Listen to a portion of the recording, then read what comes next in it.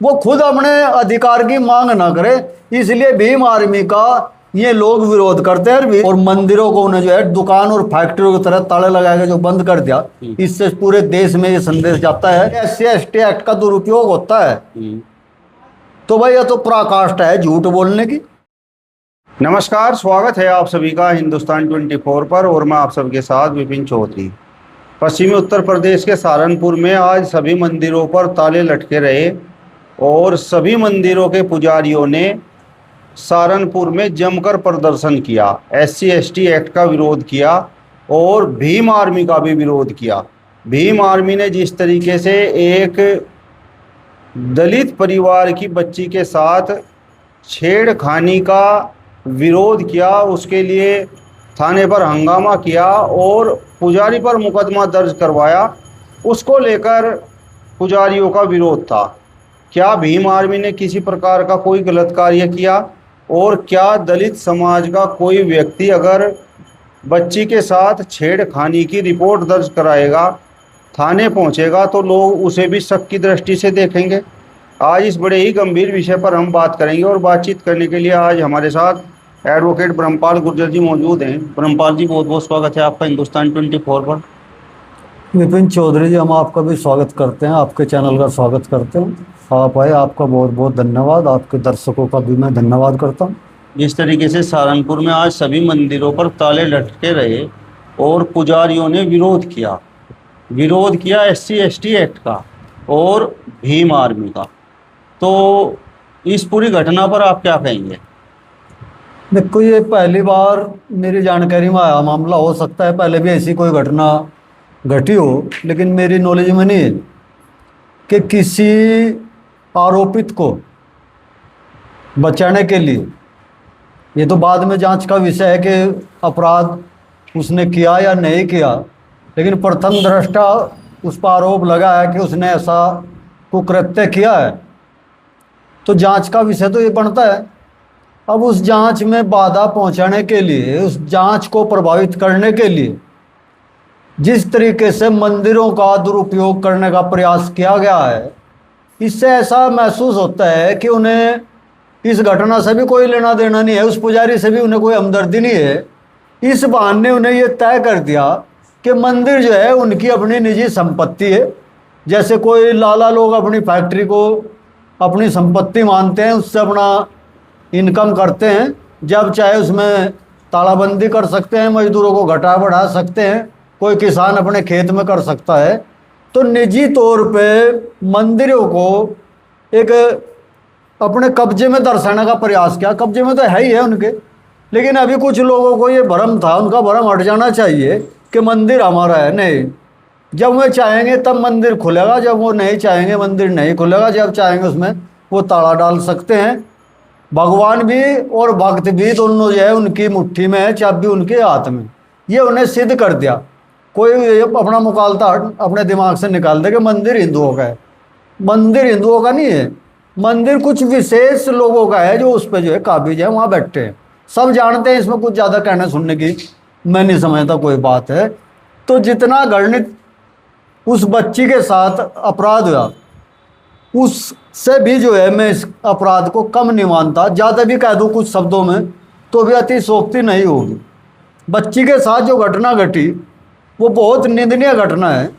उसके साथ साथ जो मंदिरों पर कब्जा करके उन लोगों ने दर्शाया है, उससे भी ये प्रतीत होता है कि ये घटना उससे भी कंपेयर आप करेंगे तो ज़्यादा दुखदाई है, क्योंकि लोगों की भावनाओं को चोट पहुंचाया है। मंदिर की और भगवान की जो मर्यादा है, जो आस्था है, इससे उसको जो है नुकसान पहुंचाया है, इससे दुख पहुंचाया है लोगों को। तो मैं इसको इस तरीके से देखता हूँ।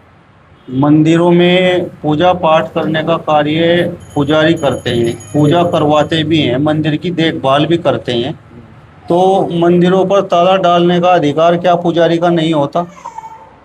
नहीं, इसका ताला डालने का अधिकार नहीं है इसका, क्योंकि वो पुजारी उसका मालिक नहीं है मंदिर का, वो उसकी अपनी निजी संपत्ति नहीं है। पुजारी एक सेवक है मूर्ति का।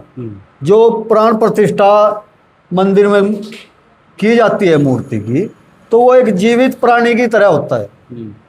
और जीवित प्राणी की सेवा करने वाला व्यक्ति है, उसका मालिक नहीं है कि जब चाहेगा उसको ताला लगा देगा या बंद कर देगा। और खास तौर पे वो भी ऐसे कारणों से जो धार्मिक कारण नहीं है, जो शुद्ध रूप से राजनीतिक कारण है। एक वर्ग विशेष को जो दबा कुचला समाज है उसका उत्पीड़न करने के लिए जो है इस तरीके का दुरुपयोग मंदिर का करने का कोई राइट पुजारी का नहीं।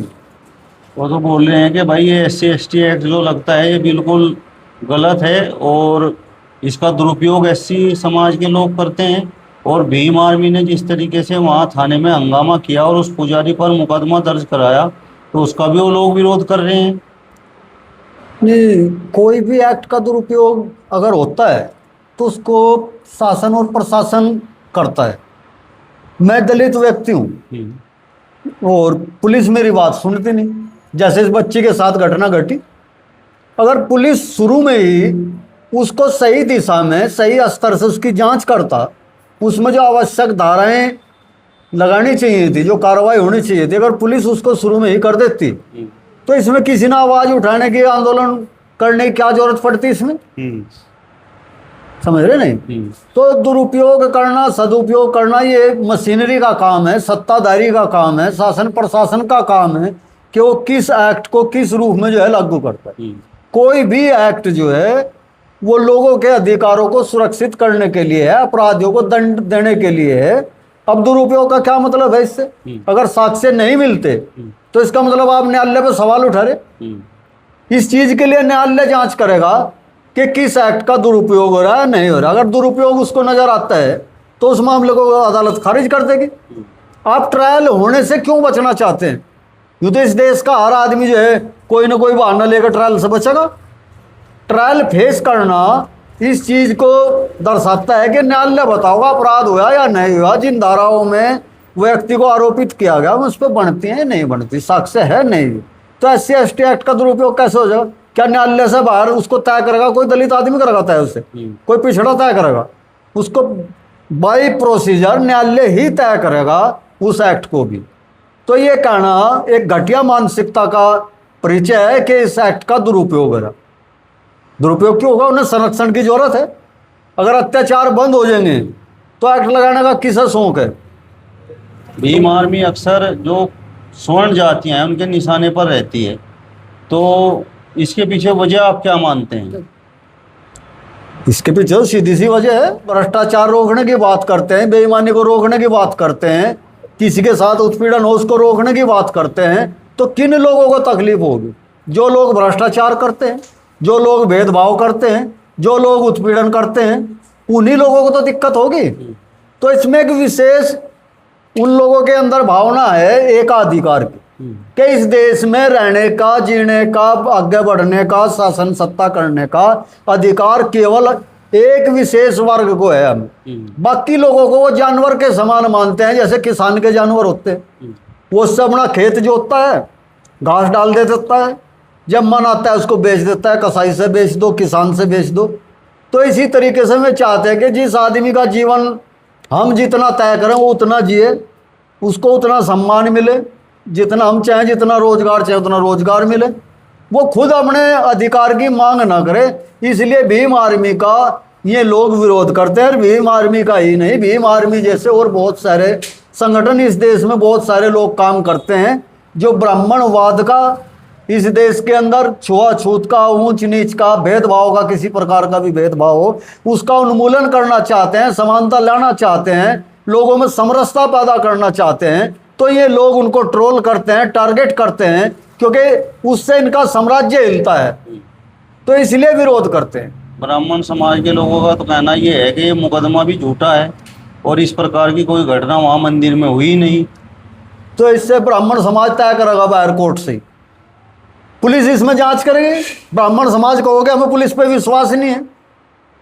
अगर पुलिस पे विश्वास नहीं है तो उन्हें सरकार पे विश्वास नहीं है। आप पुलिस को चैलेंज कर रहे हैं ना, अगर मामला झूठा बता रहे, इन्वेस्टिगेशन कौन करेगा उसमें? पुलिस करेगी ना।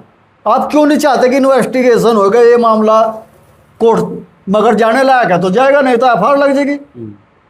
और FIR नहीं लगती, उसमें घटना घटती है तो कोर्ट में उसका ट्रायल होगा, वहां साक्ष्य दिए जाएंगे। नहीं, पुलिस ने तो थाने से ही पुजारी को जमानत दे दी थी ना, वो तो फिर भीम आर्मी ने दबाव बनाया जब उसके खिलाफ मुकदमे दर्ज हुए। तो मैं शुरू में कह चुका, मैं तो इस देश के भगवान अपने को मानते हैं, मालिक मानते हैं। बल्कि कुछ लोग हैं, मुझे कोई गुरेज नहीं है कहने में भी, नंद किशोर जैसे लोग जो है लोनी विधायक है, वो अपना बाप बताता है ब्राह्मणों को। आज देख लो भाई, मंदिरों में वो बड़ा धार्मिक काम भी कर रहा। क्या हो रहा मंदिरों में धार्मिकता? यही धार्मिकता है कि जहां किसी की बच्ची को जो है आप सुरक्षित नहीं महसूस कर सकते। मासूम बच्ची है, 10 साल की बच्ची, 10 साल की बच्ची के साथ छेड़छाड़ होती है, वो चीखती चिल्लाती है। ये तो जांच का विषय, अपराध हुआ या नहीं हुआ। तो मैं ये कहना चाहता हूं कि जिन लोगों को वो पूरे देश का बाप बता रहे थे, अपने समाज का, अपना खुद का बाप बता रहे थे, क्या इस पे कुछ जवाब देंगे? अगर उस बच्ची के साथ जो भी घटना घटी, छेड़छाड़ की घटी, जो भी हुआ उसके साथ, वो सिद्ध हो जाता है, तो क्या कल फिर भी लोग उसको अपना बाप मानेंगे? तो ये उनके लिए तो यह मामूली बात है। उनके लिए इंसान इंसान नहीं है, उनके लिए हम जानवर हैं, भेड़ बकरी से भी बदतर हम उनकी नज़र में। दलित समाज के लोग अगर अपनी बच्ची को लेकर थाने में पहुंचेंगे और मुकदमा दर्ज कराएंगे तो फिर इस तरीके से उन्हें शक की दृष्टि से देखा जाएगा, बोला जाएगा कि भाई ये तो SC ST एक्ट का दुरुपयोग कर रहे हैं और इनका उद्देश्य तो पैसा लेना है। देखो, सरकार उनकी है, इस देश में SC ST की तो सरकार नहीं चल रही, पिछड़े वर्ग की सरकार नहीं चल रही इस देश में। इस देश में अल्पसंख्यक की सरकार नहीं है, सीधी सीधी स्वर्ण वर्ग की, ब्राह्मण की, राजपूत की सरकार चल रही इस देश में। अगर उनकी सरकार रहते हुए भी वो ये महसूस कर रहे हैं कि SC ST एक्ट का दुरुपयोग होता है, तो भाई ये तो पराकाष्ठा है झूठ बोलने की और लोगों को गुमराह करने की। वो ऐसा इसमें कहाँ से नजर आता है कि वे SC ST का दुरुपयोग कर रहे? दुरुपयोग तो हो ही नहीं सकता। उनकी मक्कारी है, उनका फरेब है लोगों को धोखा देने का। और मंदिरों को उन्हें जो है दुकान और फैक्ट्रियों की तरह ताले लगा के जो बंद कर दिया, इससे पूरे देश में ये संदेश जाता है कि मंदिर जो है उनकी संपत्ति है, आप केवल उनके ग्राहक हैं। जब उनका मन होगा अपनी दुकान खोल लेंगे, आप वहाँ जाकर जो है अपना धन उसमें जमा कर देंगे। वहाँ आपको जो चाहे आशीर्वाद दे दें, चाहे आपकी बच्ची पे जो है हमला कर दें, चाहे आपको जीवन दान दे दें, ये सब जो है उन लोगों ने तय कर दिया कि ये उनके हाथ में। चलिए, तो एडवोकेट ब्रह्मपाल गुर्जर जी को आपने सुना। फिलहाल इस वीडियो में बस इतना ही। अगली वीडियो में फिर आपसे मुलाकात होगी। तब तक बने रहिए हिंदुस्तान 24 के साथ। नमस्कार।